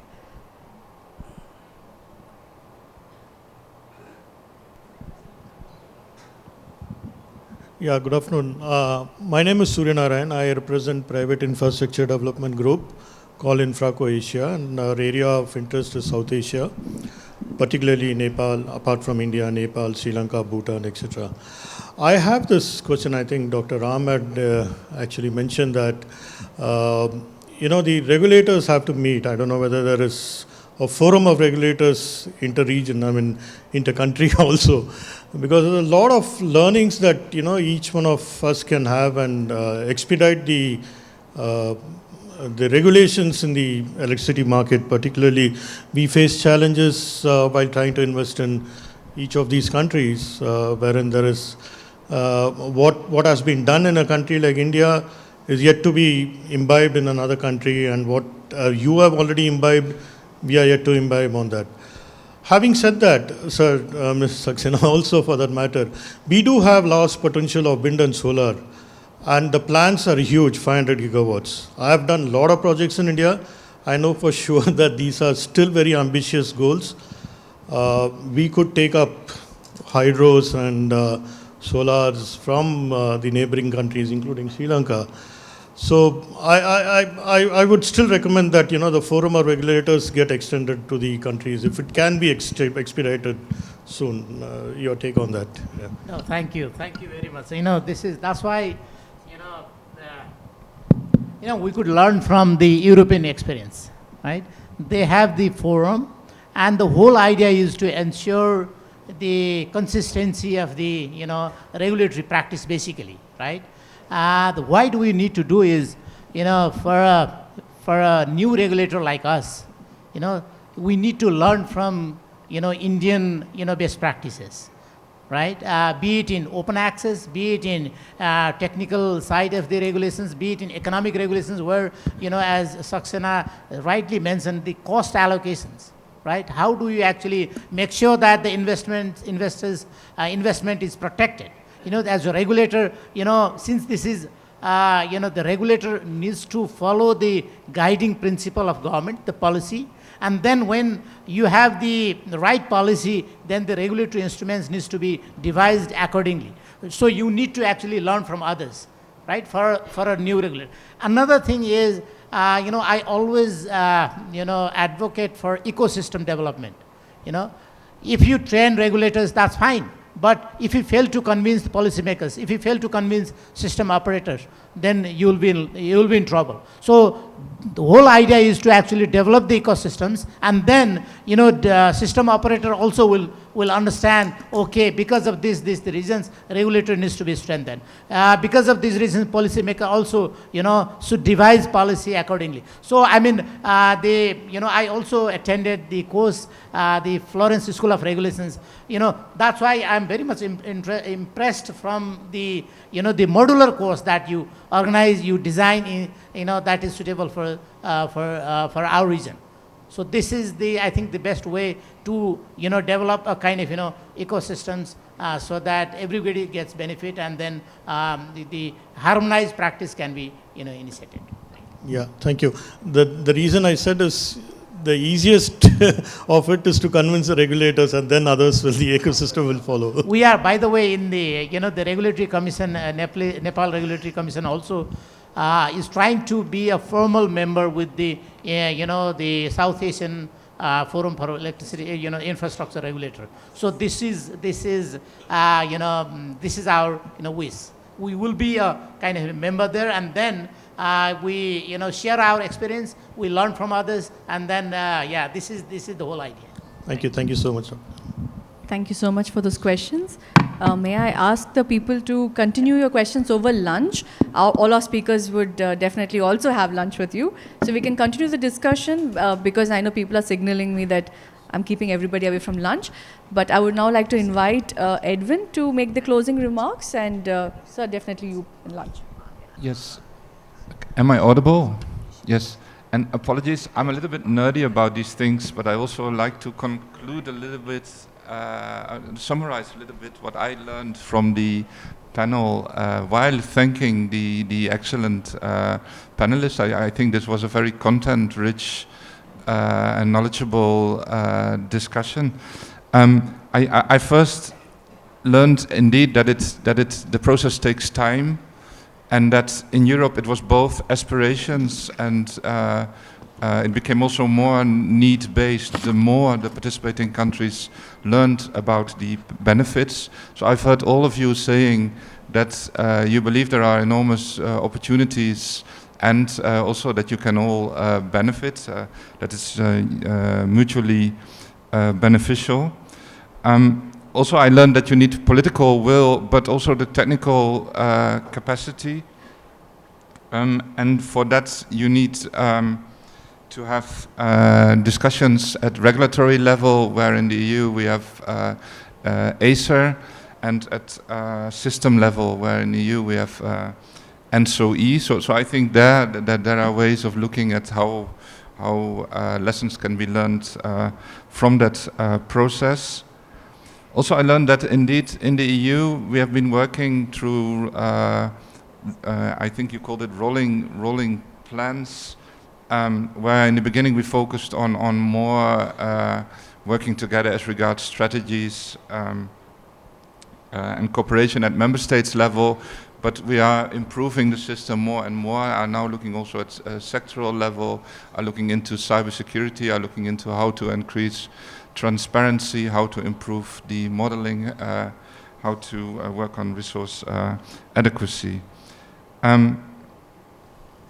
transmission of infrastructure has been, the transmission infrastructure has been mentioned several times as being crucial, and in relation to that, also the central role that India plays, looking at your increasing energy demand, the fact that you are already internally very well connected to a national power grid, but also the fact that you will indeed aim at 500 gigawatt by 2047, and that to be able to do so, hydropower from Nepal and Bhutan will be very instrumental. And if you manage to indeed increase cooperation, this will help with getting investors being enthusiastic for investing in transmission infrastructure, but also in projects in Nepal and Bhutan and Bangladesh. Capacity building has been mentioned several times, the need to develop an ecosystem to educate the people at all levels, and to need to understand the need to understand each other's vocabulary. Yes, perhaps the last point I want to mention is that indeed it's important to work on resilience. Also, all countries will want to have a certain amount of autonomy. So how do you deal with this need for autonomy and at the same time to profit from regional energy connectivity? So once again, many thanks. I think it was extremely useful. I also would like to advertise again the document that Florence School of Regulation has produced, which is a kind of summary of what has been done in Europe, and I'm really looking forward to further cooperation with USAID and with all of you. Thank you very much. Thank you. Back to Sweta. Thank you, Edwin, for summarizing all the key takeaways from the session. So I think before we break the session, I would like to invite Bhumika. I think the USAID team has a token of appreciation for our lovely speakers. So once again, thanks all the speakers for being such a enthusiastic discussant in the panel discussion today, including Katharina for plugging in from in Europe quite early. So I'll give the floor now to Bhumika. Thank you, Shweta, and thank you, Edwin, for such a comprehensive vote of thanks and for such an engaging session to all our panelists. Thank you very much. We have, like she already mentioned, we have a small token of thanks for our speakers. May I now invite Dinesh Ghimre-ji, former Secretary, Ministry of Energy, Water Resources and Irrigation from Nepal, to please hand over the memento to Ram Prasad Dhital ji. Welcome, sir.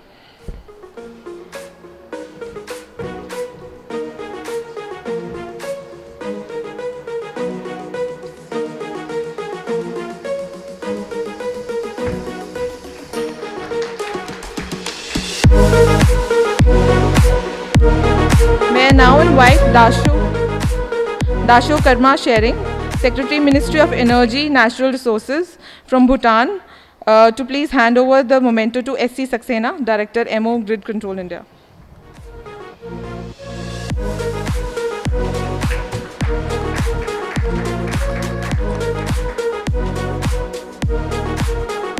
Thank you. May I please have Dasho Karma Phuncho Topge from Bhutan to hand over the memento to Christine.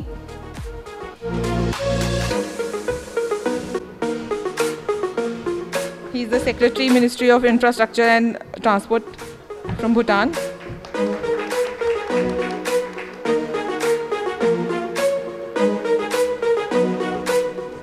Thank you. May I now please have Suresh Acharya ji from Nepal, Secretary, Ministry of Water Resources and Irrigation. For Dasho Shewang Rinzin, MD, Drug Green Power Corporation, Bhutan.